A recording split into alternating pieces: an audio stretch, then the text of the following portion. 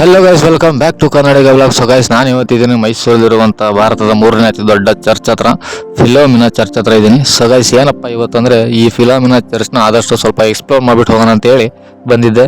So guys, ಇದು ಬಂದುಬಿಟ್ಟು Mysuru ಸಿಟಿಯಿಂದ just ಒಂದೂವರೆ ಕಿಲೋಮೀಟರ್ ಆಗ್ಬೋದು, ಅಂದರೆ ರೈಲ್ವೆ ಸ್ಟೇಷನಿಂದ. ಹಾಗೆ ಸಿಟಿ ಬಸ್ ಸ್ಟ್ಯಾಂಡಿಂದ ಜಸ್ಟ್ ಒಂದು ಅರ್ಧ 1 ಕಿಲೋಮೀಟರ್ ಆಗ್ಬೋದು. ಸೊ ಗೈಸ್, ನೀವು ನಡ್ಕೊಂಡೇ ಬಂದರೂ ಆರಾಮಾಗಿ ಬಂದುಬಿಡಬಹುದು ಈ ಚರ್ಚ್ ಹತ್ರ.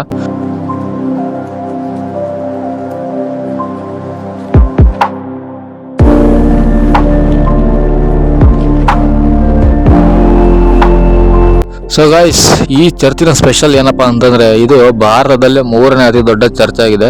ಸೊ ಇದನ್ನು ಬಂದುಬಿಟ್ಟು ನಾಲ್ವಡಿ ಕೃಷ್ಣರಾಜ ಒಡೆಯವರು ಕಟ್ಸೋದಕ್ಕಂತೇಳಿ ಜಾಗ ಮಾಡಿಕೊಟ್ಟಿದ್ರು. ಸೊ ಕ್ರಿಶ್ಚಿಯನರಿಗೆ, ಅಂದರೆ ಅವರಿಗೆ ಕೂಡ ಒಂದು ದೇವಸ್ಥಾನ ಇರಲಿಲ್ಲ, ಹಾಗಾಗಿ ಅವರಿಗೂ ಕೂಡ ಒಂದು ದೇವಸ್ಥಾನ ಇರಲಿ ಅಂತೇಳಿ ಈ ಚರ್ಚನ್ನು ನಿರ್ಮಾಣ ಮಾಡಿಕೊಟ್ರು ಅವರು. ಗೈಸ್, ಇದು ಬಂದ್ಬಿಟ್ಟು ಪೂರ್ತಿ ಮೇಲ್ಗಡೆಯಿಂದ ನೋಡಿದ್ರೆ ಗೋತಿಕ್ ಶೈಲಿಯಲ್ಲಿದೆ. ಗೋತಿಕ್ ಶೈಲಿ ಅಂತಂದರೆ ಗೊತ್ತಿರುತ್ತೆ ನಿಮಗೆ, ಕ್ರಿಶ್ಚಿಯನ್ನರ ಸಿಂಬಲ್ಲು. ಆ ಶೈಲಿಯಲ್ಲೇ ಈ ಚರ್ಚ್ನ ನಿರ್ಮಾಣ ಮಾಡಿದ್ದಾರೆ.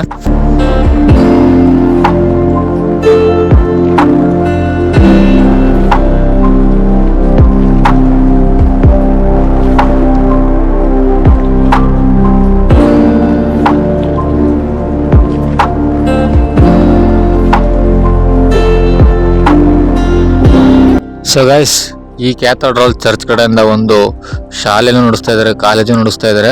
ಸೊ ಅದನ್ನು ನಿಮಗೆ ತೋರಿಸ್ತೀನಿ. ಅದು ಬಂದ್ಬಿಟ್ಟು ಈ ಚರ್ಚ್ನ ಪಕ್ಕದಲ್ಲೇ ಇದೆ, ಅಂದರೆ ಬಲಭಾಗದಲ್ಲಿ.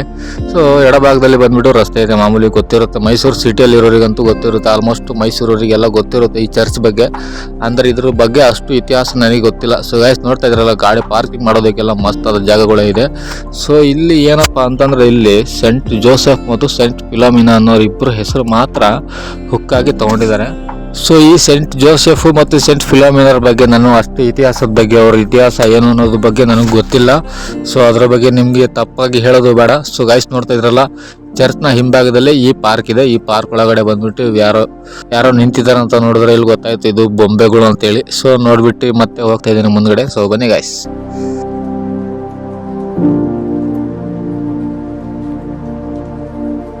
ಸೊ ಗೈಸ್, ಈ ಚರ್ಚ್ ಒಳಗಡೆ ಬರೋದಕ್ಕೆ ನಿಮಗೆ ಯಾವುದೇ ಥರದ ಎಂಟ್ರಿ ಟಿಕೆಟ್ ಅನ್ನೋದು ಏನೂ ಇಸ್ಕೊಳೋದಿಲ್ಲ. ಫ್ರೀಯಾಗಿ ಬಂದ್ಬಿಟ್ಟು ಫ್ರೀಯಾಗಿ ಹೋಗ್ಬಿಡ್ಬೋದು. ನಿಮಗೆ ಯಾವುದೇ ಥರ ದುಡ್ಡು ಕಾಸು ಅನ್ನೋದು ಕೇಳೋದಿಲ್ಲ ಈ ಚರ್ಚ್ ಒಳಗಡೆ. ಸೊ ನೋಡ್ತಾ ಇದ್ರಲ್ಲ, ನಾನು ಇವಾಗ ಬಂದ್ಬಿಟ್ಟು ಚರ್ಚ್ ಪಕ್ಕದಲ್ಲೇ ಇದ್ದೀನಿ. ಅಂದರೆ ಇಲ್ಲಿ ವಾಚ್ಮ್ಯಾನ್ ಕೂಡ ತಿಂಡಿ ತಿಂತಾಯಿದ್ರು. ಸೊ ನಿಮಗೆ ಎಲ್ಲೇ ಓಡಾಡಿದ್ರು ಏನೇ ಮಾಡಿದ್ರು ಕೂಡ ಯಾವುದೇ ಥರ ಟಿಕೆಟು ಎಲ್ಲ, ಒಳಗಡೆನೂ ಕೂಡ ಹೋಗಿ ಬರಬಹುದು, ಯಾರು ಬೇಕಾದರೂ ಹೋಗಬಹುದು ಒಳಗಡೆ. ಸೊ ನಾನು ಹೋಗೋಕ್ಕೆ ಹೋಗಿಲ್ಲ. ಸೊ ಬನ್ನಿ ಗೈಸ್.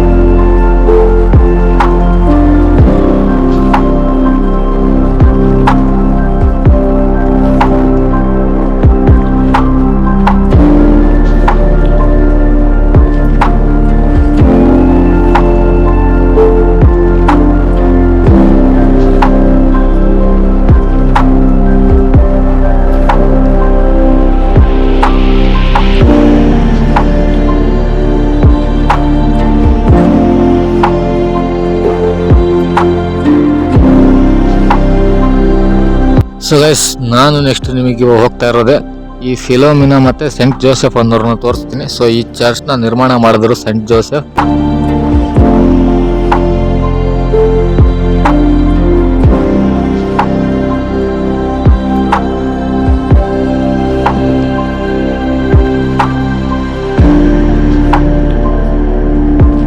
ಸೊ ಗೈಸ್, ಇವರೇ ನೋಡಿ ಈ ಚರ್ಚ್ನ ಪೂರ್ತಿಯಾಗಿ ನಿರ್ಮಾಣ ಮಾಡಿಸಿದವರು, ಅಂದರೆ ನಿರ್ಮಾಣ ಮಾಡಿದವರು ಕೂಡ ಪೂರ್ತಿ ಇವರೇ ನೋಡಿ.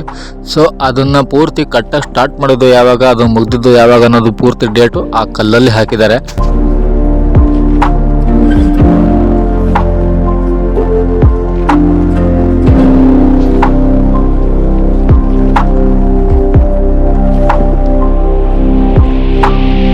ಸೊ ಗೈಸ್, ಈ ಚರ್ಚ್ನ ಮುಂಭಾಗದಲ್ಲಿ ಸೆಂಟ್ ಜೋಸೆಫ್ ಮತ್ತು ಸೆಂಟ್ ಫಿಲೋಮಿನಾರ 2 ಸ್ಟ್ಯಾಚ್ಯೂ ಅಂದರೆ ಗೊಂಬೆಗಳನ್ನು ನಿರ್ಮಾಣ ಮಾಡಿ ಮುಂದ್ಗಡೆ ಇದು ಮಾಡಿದ್ದಾರೆ, ಮೂರ್ತಿಗಳನ್ನು ಕೆತ್ತಿದ್ದಾರೆ. ಸೊ ಅದನ್ನು ಕೂಡ ನಿಮಗೆ ತೋರಿಸ್ತೀನಿ ಬನ್ನಿ ಗೈಸ್. ಸೊ ಎಡಭಾಗದಲ್ಲಿ ಫಿಲೋಮಿನಾ ಮತ್ತು ಬಲಭಾಗದಲ್ಲಿ ಜೋಸೆಫ್ನ ಇಟ್ಟಿದ್ದಾರೆ. ಸೊ ಇಲ್ಲಿ ನೋಡ್ತಾ ಇರೋದು ನಾವೀಗ ಸೆಂಟ್ ಫಿಲೋಮಿನಾ. ಸೊ ಇವರೇ ನೋಡಿ guys, Saint Philomena.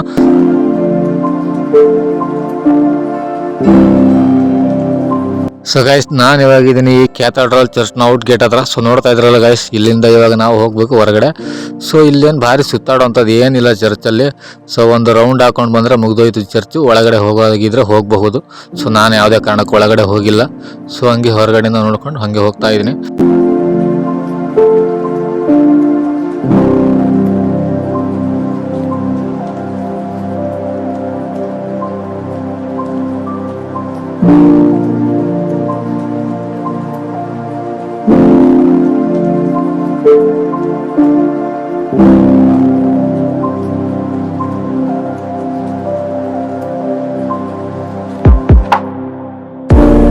So guys, ಇಲ್ಲಿಗೆ ಈ ನನ್ನ ಚರ್ಚ್ನ ವ್ಲಾಗ್ನ ಮುಗಿಸ್ತಾ ಇದ್ದೀನಿ. ಇಷ್ಟ ಆಗಿದ್ರೆ ಲೈಕ್ ಮಾಡಿ, ಶೇರ್ ಮಾಡಿ, ಸಬ್ಸ್ಕ್ರೈಬ್ ಮಾಡಿ ಗೈಸ್.